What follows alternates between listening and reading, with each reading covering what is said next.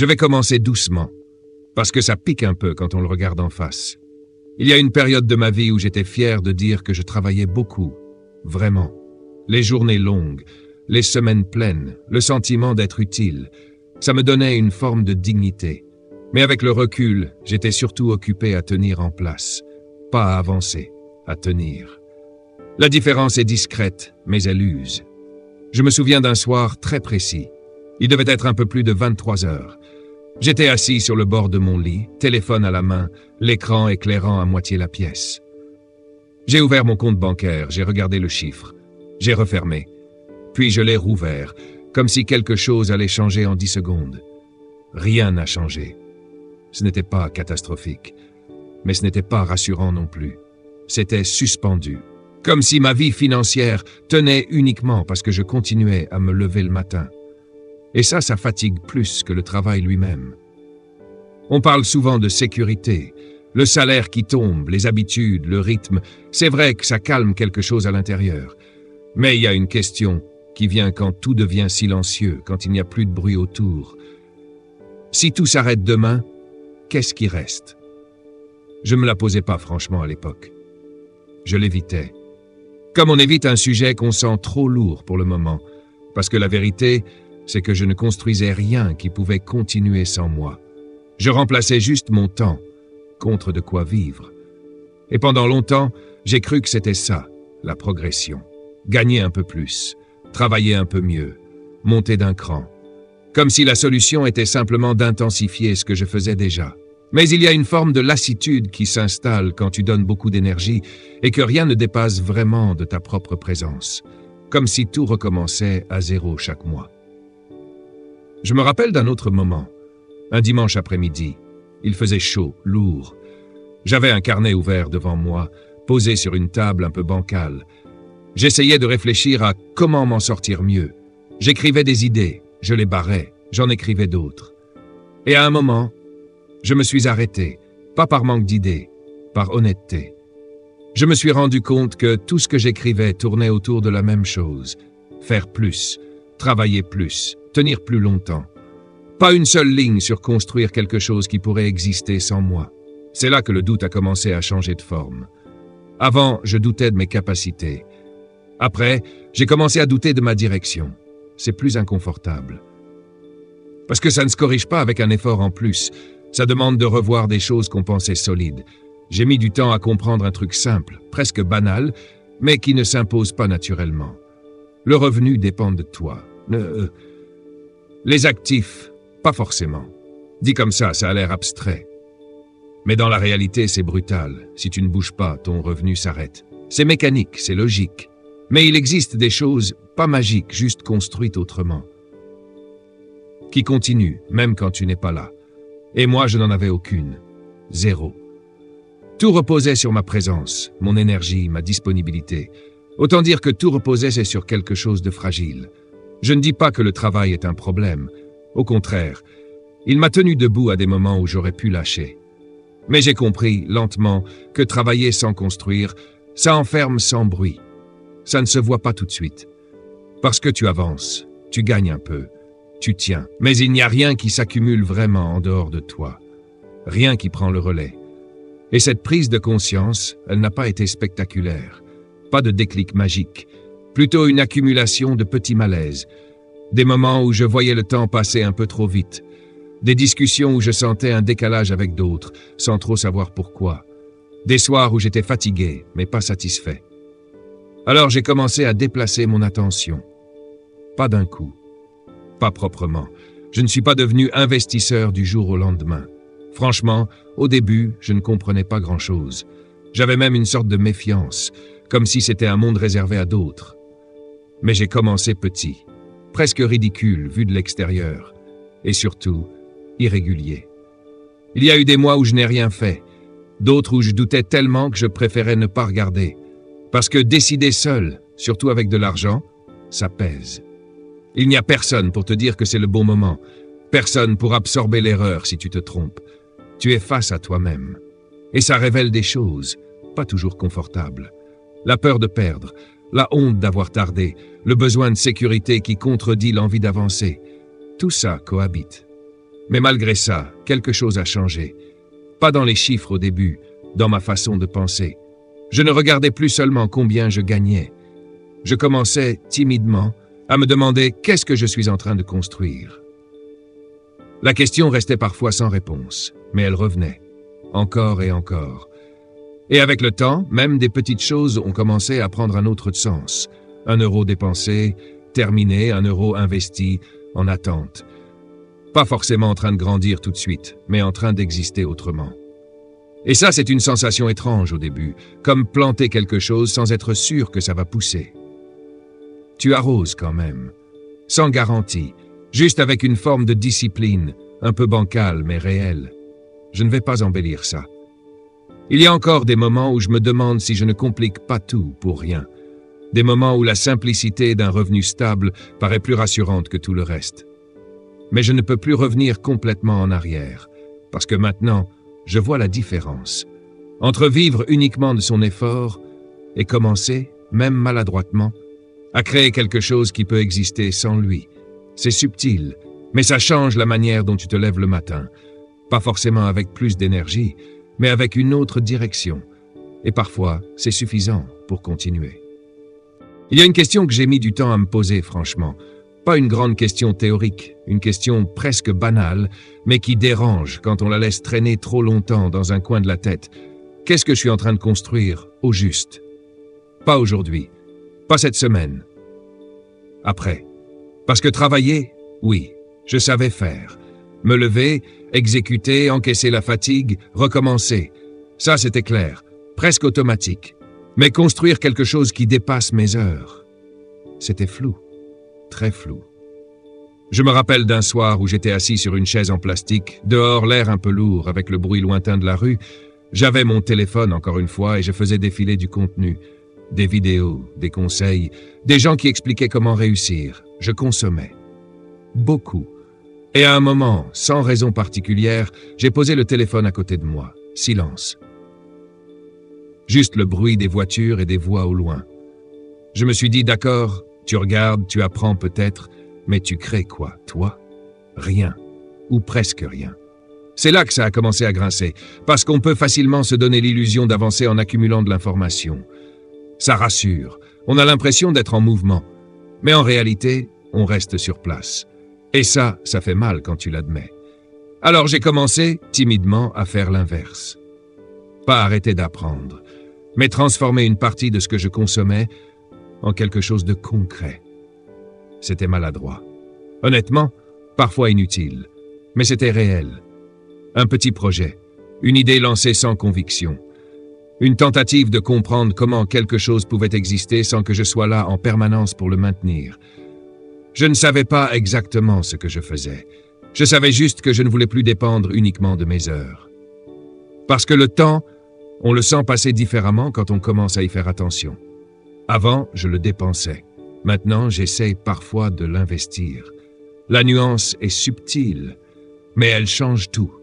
Dépenser du temps, c'est le remplir. Investir du temps, c'est accepter qu'il ne donne rien tout de suite. Et ça, c'est difficile, parce qu'on aime voir des résultats rapides. On aime sentir que ça sert à quelque chose immédiatement. Mais ce que j'ai commencé à comprendre, lentement, c'est que certaines choses ne répondent qu'à la régularité, pas à l'intensité. Je me suis retrouvé plusieurs fois à travailler sur quelque chose après 22 heures, pendant que d'autres sortaient, riaient, vivaient leur soirée. Et je ne vais pas mentir, il y avait une forme de frustration, un décalage, comme si je ratais quelque chose. Mais en même temps, il y avait une petite voix, discrète, qui disait « Peut-être que tu es en train de construire un autre rythme. » Pas meilleur, pas pire, juste différent. Et cette différence, elle commence souvent par une autre question. Pas combien je peux gagner, mais qu'est-ce qui peut continuer sans moi? C'est là que la notion de propriété s'est imposée à moi. Pas au sens légal compliqué, au sens simple. Est-ce que ce que je fais m'appartient, d'une manière ou d'une autre? Pendant longtemps, la réponse était non. Je participais, j'exécutais, je faisais ma part, mais je ne possédais rien.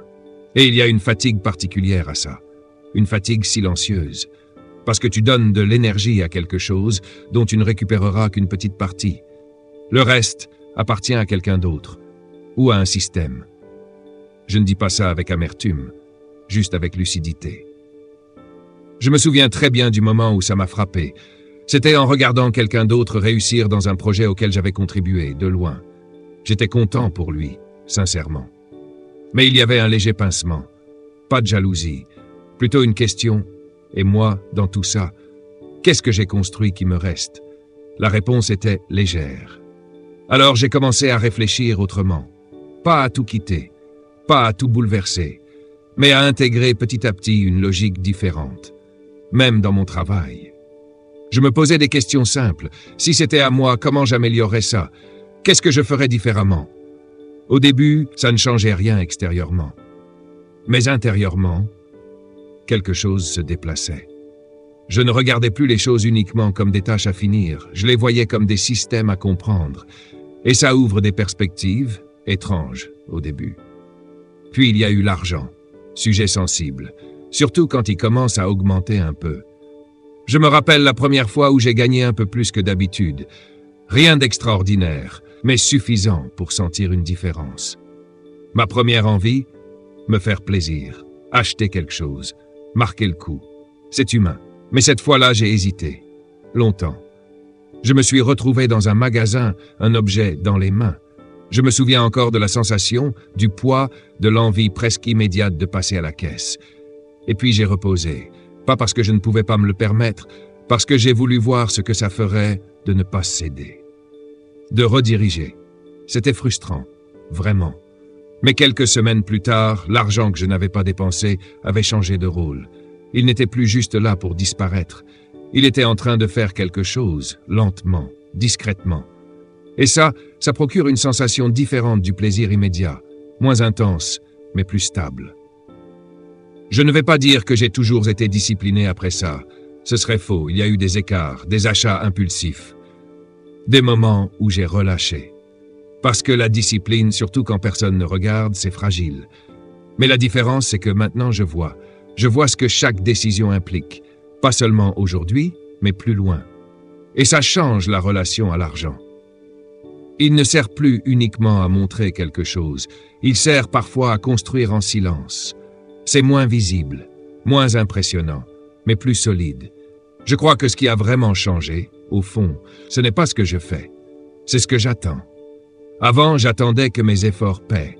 Maintenant, j'essaie de créer des choses qui peuvent payer sans moi. Pas parfaitement, pas tout de suite, mais suffisamment pour sentir que je ne dépends plus uniquement de mes heures. Et ça apaise quelque chose. Pas complètement, mais assez pour continuer. J'ai mis du temps à comprendre que l'argent ne bouge pas tout seul. On dirait une évidence dit comme ça, mais dans la vraie vie, on le traite souvent comme quelque chose qu'on garde, qu'on protège, presque comme un objet fragile qu'il ne faut surtout pas toucher. Alors qu'en réalité, laissé tranquille, il s'endort. Il attend. Et avec le temps, il s'effrite un peu, sans bruit. Je me souviens d'une période où j'avais réussi à mettre un peu de côté. Rien d'exceptionnel, mais assez pour me dire que j'étais en sécurité. J'avais cette petite fierté silencieuse, celle de voir un chiffre qui ne disparaît pas immédiatement. Et puis un soir, encore un de ces soirs où tout devient plus honnête, je me suis posé une question simple. Il fait quoi cet argent pendant que moi je travaille? La réponse était rien. Absolument rien.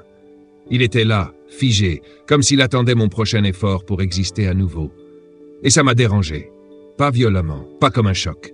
Plutôt comme une gêne persistante. Parce que ça voulait dire que j'étais seul à porter tout le poids.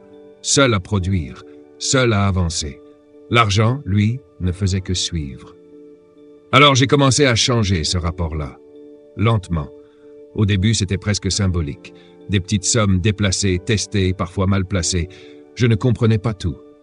Honnêtement, il y avait des moments où j'avais l'impression de jouer à quelque chose que je ne maîtrisais pas. Et ça m'a coûté. Pas seulement de l'argent, de la confiance aussi. Je me rappelle très bien d'une erreur. Une décision prise trop vite sur un conseil mal digéré. J'étais dans un café, en pleine journée, entouré de gens qui parlaient, riaient, vivaient leur moment. Et moi, j'avais cette sensation étrange dans le ventre en regardant mon téléphone. Le chiffre avait baissé. Pas énormément, mais suffisamment pour que je sente que j'avais fait quelque chose sans vraiment comprendre. Et le pire, ce n'était pas la perte, c'était le sentiment d'avoir été naïf. Ça marque. Pendant quelques jours, j'ai eu envie de tout arrêter, de revenir à quelque chose de simple, prévisible, gagner, garder, ne plus toucher. Mais au fond, je savais que ça ne résolvait rien. Ça évitait juste le problème. Alors j'ai fait quelque chose de moins spectaculaire. J'ai ralenti, j'ai commencé à apprendre, vraiment. Pas en surface, pas pour me donner l'impression d'avancer, mais pour comprendre ce que je faisais. Et c'est là que j'ai réalisé quelque chose d'un peu inconfortable. Vouloir gagner vite, sans comprendre. C'est presque une manière élégante de perdre lentement. Parce que l'argent qui arrive sans structure repart sans prévenir. Et ça, je l'ai vécu, plus d'une fois. Alors j'ai changé d'approche. Pas du jour au lendemain, mais progressivement. J'ai commencé à regarder chaque euro autrement. Pas comme quelque chose à dépenser, pas même comme quelque chose à garder, mais comme quelque chose à orienter, à diriger, avec une intention. Ça paraît simple, dit comme ça. Mais dans les faits, ça demande une discipline étrange, invisible. Personne ne voit quand tu décides de ne pas acheter. Personne ne remarque quand tu investis une petite somme au lieu de te faire plaisir. C'est silencieux et parfois frustrant. Mais il y a un moment où les choses commencent à bouger, pas forcément à l'extérieur, à l'intérieur. Tu te rends compte que tu n'es plus seul à produire, même si c'est minime au début. Il y a quelque chose, quelque part, qui travaille pendant que toi tu fais autre chose. Et ça, c'est une sensation difficile à expliquer. Comme si tu avais enfin un début d'équipe, discrète, pas impressionnante, mais réelle. Puis il y a eu le temps, parce que c'est lui qui révèle tout. Au début, les résultats sont presque invisibles. Tu pourrais croire que ça ne sert à rien, que tu te prives pour des miettes. Je l'ai pensé, souvent. Mais avec les mois puis les années, quelque chose change. Ce que tu as laissé travailler commence à produire, puis à produire sur ce qu'il a déjà produit. C'est lent, presque imperceptible. Et puis un jour, tu regardes en arrière et tu vois que ça a pris une forme. Je me rappelle d'un choix très précis, une petite somme que j'aurais pu dépenser sans conséquence. Un plaisir rapide, rien d'excessif.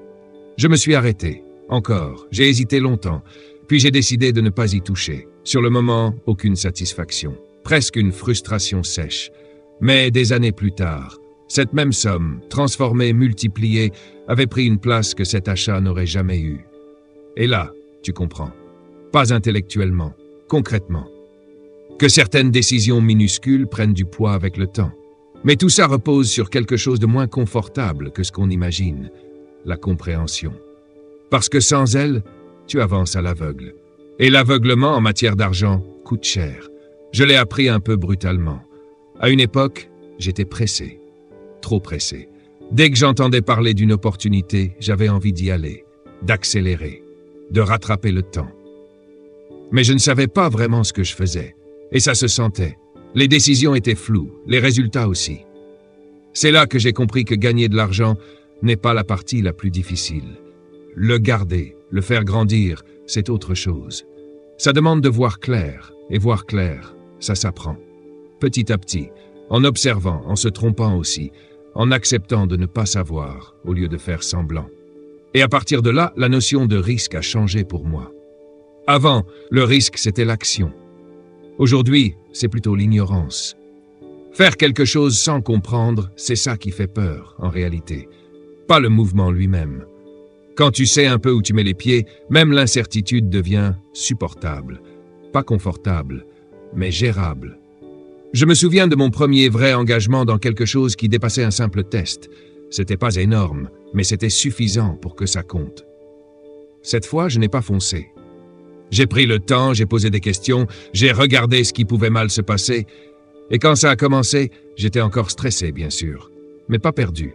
Et ça change tout, parce que tu ne subis plus complètement. Tu participes avec conscience. Aujourd'hui, je ne dirais pas que j'ai tout compris. Ce serait faux. Mais je sais une chose. Ce n'est pas l'effort seul qui change une vie. C'est ce qu'on construit avec cet effort. Des choses qui continuent. Des choses qui tiennent. Des choses qui ne disparaissent pas dès qu'on s'arrête. Et ça prend du temps. Mais une fois que tu l'as vu, même un peu, tu ne peux plus vraiment l'ignorer. Il y a eu un moment où j'ai compris que mon problème, c'était pas seulement combien je gagnais, c'était le fait que tout dépendait encore de moi. Si je ralentissais, ça ralentissait. Si je m'arrêtais, ça s'arrêtait. C'était simple, trop simple. Et au début, j'ai essayé de compenser avec de la volonté, être plus rigoureux, faire attention, me discipliner. Ça a marché un temps. Mais la vérité, c'est que la discipline seule fatigue, surtout quand tout repose dessus. Je me souviens d'un matin. Il devait être 6h30. J'étais pas vraiment réveillé, mais j'avais déjà ce poids léger dans la tête. La liste des choses à faire, les dépenses à gérer, les décisions à prendre. Et je me suis dit, encore à moitié allongé, si un jour je n'ai plus l'énergie, qu'est-ce qui continue sans moi? La réponse m'a laissé un peu vide. Rien. Alors j'ai commencé à chercher autre chose, pas une solution miracle. Plutôt une manière de ne plus dépendre uniquement de mes bons jours. C'est là que j'ai découvert quelque chose de moins visible, mais beaucoup plus stable. Les systèmes. Au début, ça ne m'inspirait pas du tout. Le mot lui-même, froid, presque mécanique. Mais dans la réalité, c'est juste une façon d'organiser les choses pour qu'elles avancent même quand toi tu hésites. J'ai commencé très simplement. Un virement automatique, chaque mois, pas énorme. Honnêtement, presque frustrant tellement c'était petit. Mais il partait sans que j'aie à décider à chaque fois. Et ça change quelque chose. Parce que décider, encore et encore, ça épuise. Là, une partie de la décision était déjà prise. Je me suis rendu compte que je pouvais me faire confiance, à condition de ne pas avoir à me convaincre tous les jours. Petit à petit, j'ai ajouté d'autres habitudes. Regarder mes comptes une fois par semaine. Réinvestir ce qui pouvait l'être. Même si c'était minime. Ce n'était pas spectaculaire, mais c'était régulier. Et la régularité finit toujours par laisser une trace. Je ne l'ai pas vue tout de suite. Pendant longtemps, j'avais l'impression de faire des gestes dans le vide, comme arroser une terre sèche sans savoir si quelque chose allait pousser. Et autour de moi, certains allaient plus vite. Ils tentaient des choses, gagnaient rapidement parfois, puis perdaient. Je les regardais, je les comprenais aussi.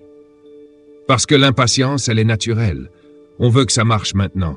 On veut voir des résultats, sentir que ça bouge. Moi aussi, j'ai été tenté. Je me rappelle très bien d'une période où je regardais mes investissements presque tous les jours. Chaque variation me touchait. Un peu plus haut, j'étais soulagé. Un peu plus bas, je doutais.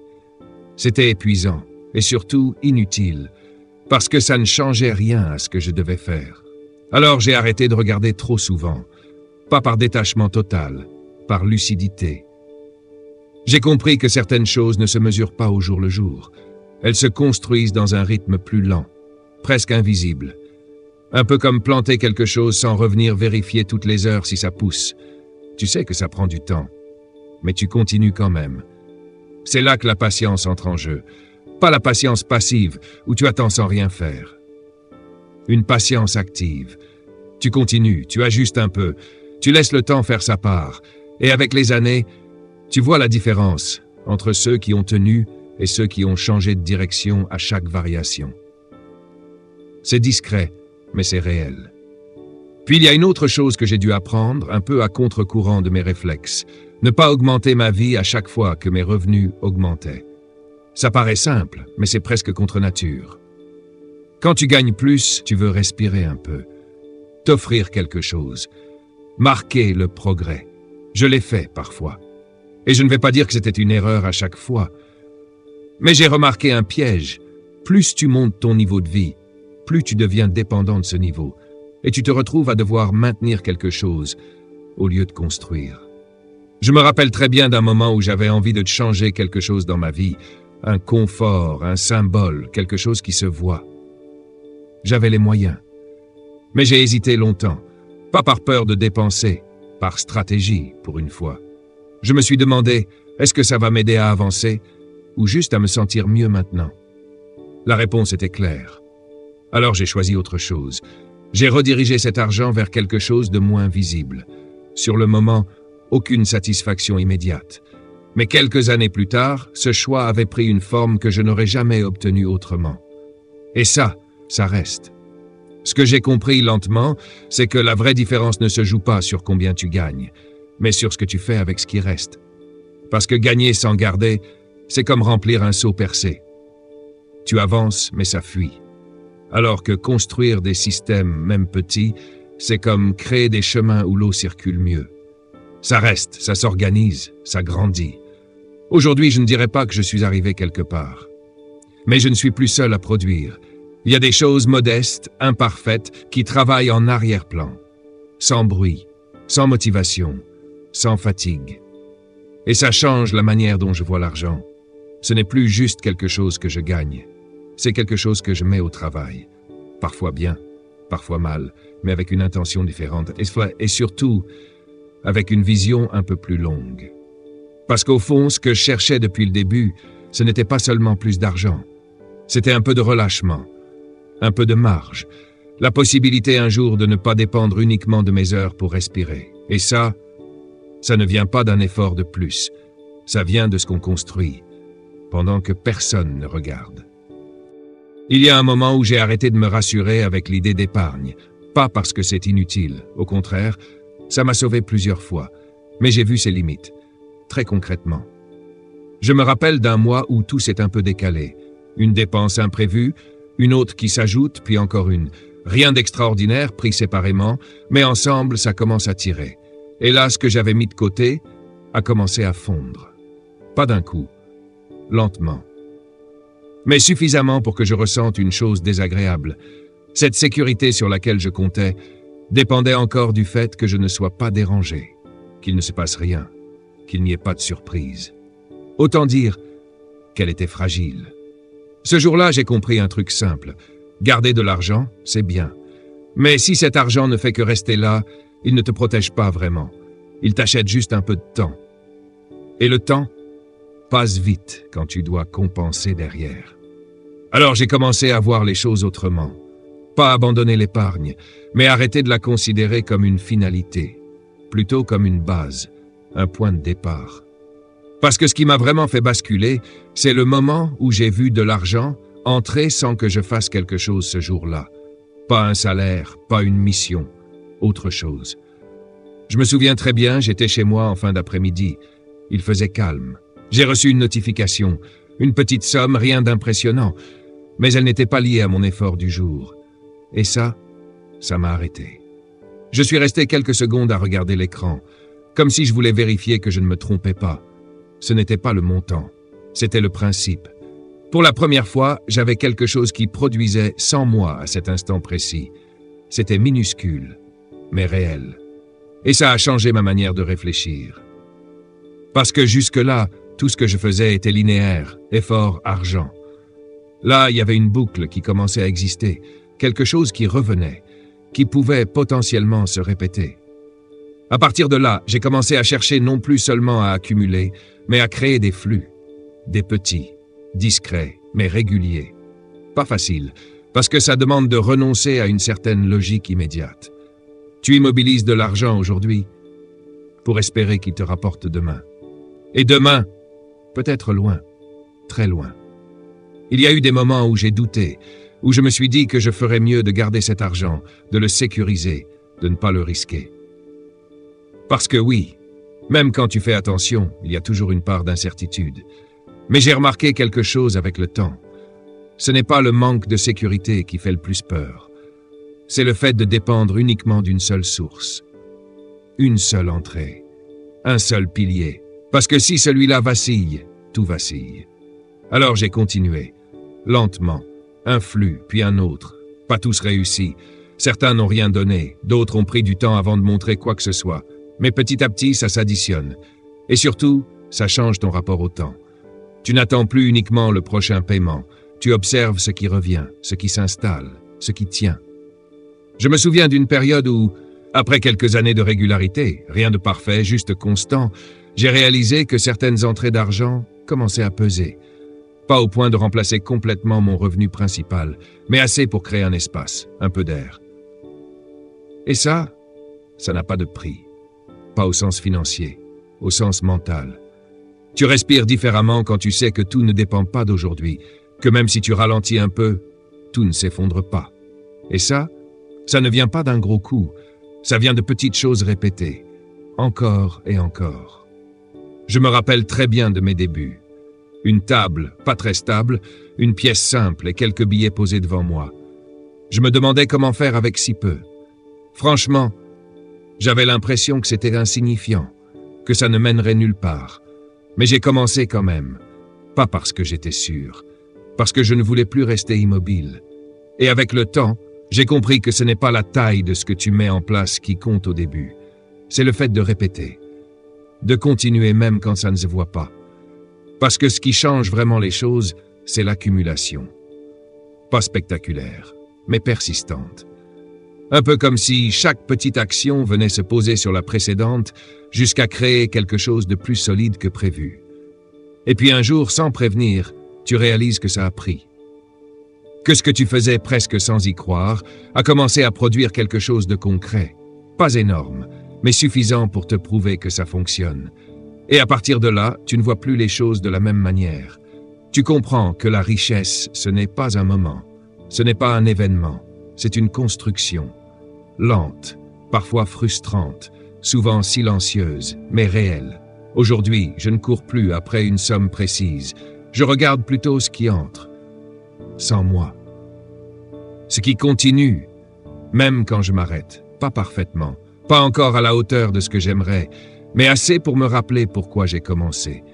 Parce qu'au fond, ce que je cherchais, c'était pas seulement accumuler, c'était créer quelque chose qui tient, quelque chose qui ne dépend pas uniquement de mes heures, de mon énergie, de mes bons jours, quelque chose qui travaille pendant que je vis.